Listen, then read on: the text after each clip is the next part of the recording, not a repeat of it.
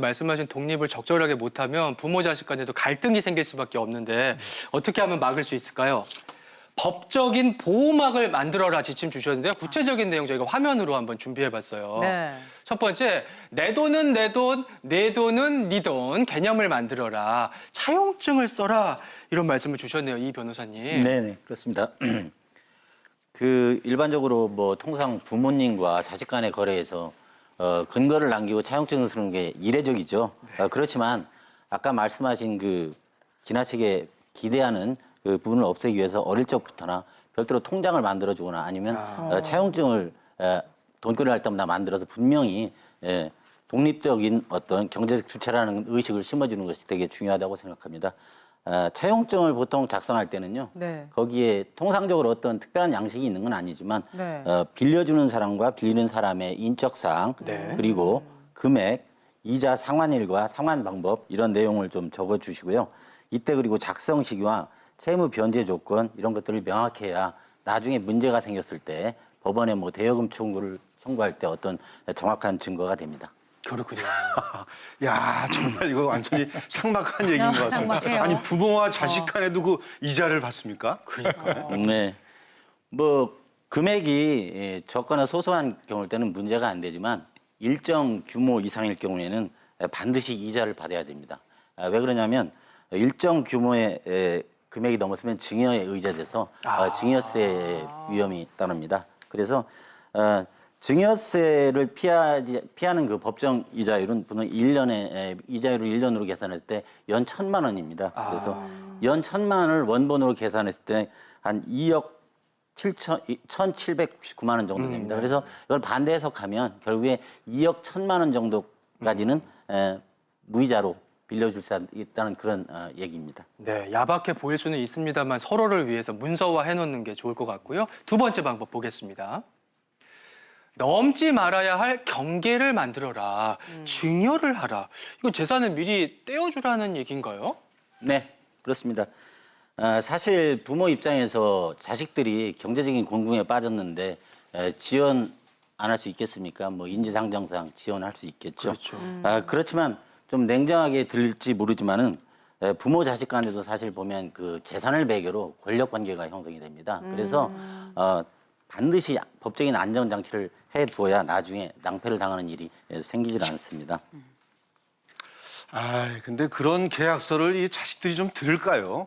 제가 생각에는 거의 듣지 않을 경우가 많을 것 같은데요, 변호사님. 그러니까요. 네네, 뭐 그런 경우 뭐 당연히 뭐 종종 있죠. 저도 실무상 이런 비슷한 사례를 다룬 바가 있었는데요. 아버지가 거의 그 유일한 수입원이 그 재산이 이게 모텔에서 나오는 수입이었습니다. 예, 예. 그런데 이제 연로하시게 되자 모텔을 자식에게 외아들에게 이제 넘겨주면서 부양을 하도록 약정을 네. 했었습니다.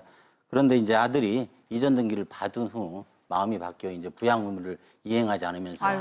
급하게 이제 처분한다는 소문을 듣고 이제 저를 찾아오신 겁니다. 그래서 급하게 처분 금지 가처분하고 증여를 취소시키고 다시 재산을 회복한 사례가 있었습니다.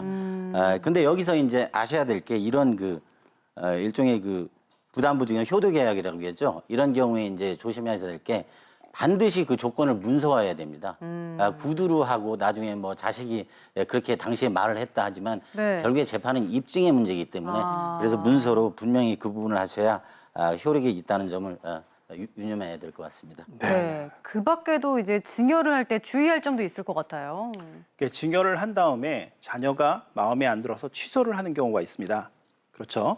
그럴 때 취소를 할 때 증여를 하게 되면 증여세를 내겠죠. 근데 3개월 이내에 취소를 하셔야지 증여세를 다시 돌려받을 수가 있습니다. 3개월에서 6개월 사이에 취소를 하시게 되면 당초 냈던 증여세가 부과가 되기 때문에 이 점을 주의하실 필요가 있고요. 네. 증여를 한 다음에 6개월이 지난 다음에 증여를 다시 취소하시게 되면 네. 당초 냈던 증여세뿐만 아니라 다시 받을 때 아들로부터 내가 받을 때 또 내가 또 증여세를 내야 됩니다. 또 세금을 내요? 그래서 이 증여를 취소하시더라도 세금을 고려하셔서 생각해 보시는 것이 중요할 것 같습니다. 네, 그리고 또 하나 챙겨야 될 것이 노후 대비인데요. 어떻게 하면 좋을지 사후 대비 방법을 좀 보도록 하겠습니다. 네. 사후 자녀 간의 갈등을 예방하라. 유언장을 작성하라. 정말 유언장이야말로 자녀에 대한 진심을 담아서 쓰는 거잖아요, 변호사님. 네, 그렇죠. 유언을 쓸 때쯤 되면 거의 인생을 뭐 정리하는 시기고 또 그리고 또 우리나라 부모님들 그렇지 않습니까? 남은 자식들 장래 걱정 때문에 당연히 심각하고 그런 식으로 심각하게 여러 가지를 고려하면서 숙연한 가운데 쓰게 되겠죠. 네. 예. 잠깐 위원장 한번 예시를 저희가 한번 보면서 네. 배워볼까요? 준비가 돼 있는데요. 예. 네. 여기서 위원장 한번 김덕현 씨가 제가 읽어주시죠. 한번 네. 읽어보겠습니다. 위원장, 내가 죽으면 막내에게 전 재산을 준다. 나머지 자식들은 미리 사업 미천을 대주었으니 이것이 공평하다.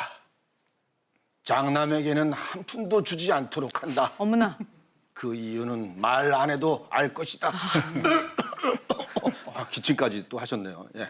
재산은 얼마 되지 않지만 혹시나 이로 인해 가족 간 분쟁이 날까봐 미리 유언해 둔다. 2021년 10월 13일 김영부.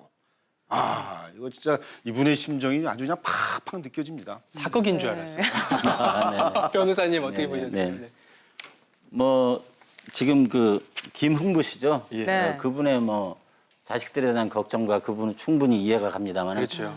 민법상 이 유언의 효력은 무효입니다. 무효예요? 무효야. 왜 그러냐면 우리나라 민법 유언법제는 방식을 엄격하게 해서 자필증서, 그다음에 녹음, 구술, 공정증서, 네. 비밀증서 방식의 5가지 방식 이외에는 인정을 하지 않습니다. 좀 전에 보신 유언 같은 경우에는 도대체 유언의 내용이 무엇인지, 그다음에 유언자가 정확히 서명 날인이 없지 않습니까? 그래서 누구인지 명확하지 않습니다. 그래서 유언장의 지금 보시는 그 유언장의 형태가 바로 자필증서의 그 전형적인 형태입니다. 요 그래서 형태를 갖춰야 되는 건 예, 거죠? 그렇습니다. 내용을 설명드리면 첫째, 유언자의 이름과 생년월일, 그렇죠. 유언자를 특정해야죠. 그다음에 현 주소지, 현 주소. 그다음에 두 번째 이제 유언 내용으로 어떤 상속 재산을 상속자에게 어떤 상속자에게 주는지. 예를 들어 방배동 몇 번지 부동산은 셋째 누구누구에게 준다. 이런 식으로 명확히 기재해야 됩니다. 그래서 재산이 많은 경우에는 뒤에 별지 목록으로 재산 목록을 별첨을 하게 됩니다. 세 번째, 유언의 시기인데요. 유언의 법적 의사표시니까 의사표시의 시기가 있어야 되겠죠. 네. 작성일, 그다음에 유언자의 서명 또는 도장. 이 부분이 제일 중요하죠. 이 부분이 없으면 결국에는 문서로서 효력을 발생할 수가 없으니까요. 네. 그렇습니다. 네, 요런 이제 형태를 말씀해 주셨는데 요거를 다 갖춰가지고 유효해진다고 해도 아까 전 내용 같은 경우에는 막내 빼고는 다들 불만이 있을 것 같아요. 특히나 그렇지. 장남은 요거 받아들이기 힘들 것 같은데 요거 어떻게 될까요? 예. 그 부분 당연히 이제 문제가 생길 수밖에 없겠죠. 네. 그래서 이제 현재 우리나라 민법 체계에서는요, 특정한 사람에게 전 재산, 상속인 중 한 사람에게 재산을 몰아줄 수는 없습니다. 그래서 그 이제 유언의 자유를 제한한다고 그러는데요. 네. 그것이 바로 많이 들어보셨을 텐데 유류분 반환 청구권입니다. 본 사례 같은 경우는 이제 배우자가 있다면 배우자와 나머지 상속을 못 받은 형제자매 같은 경우는 자기들의 법정 상속분의 절반입니다. 2분의 1까지 법적으로 이제 제도적으로 보장을 하고 있습니다. 그래서 이런 좀 한계가 있습니다.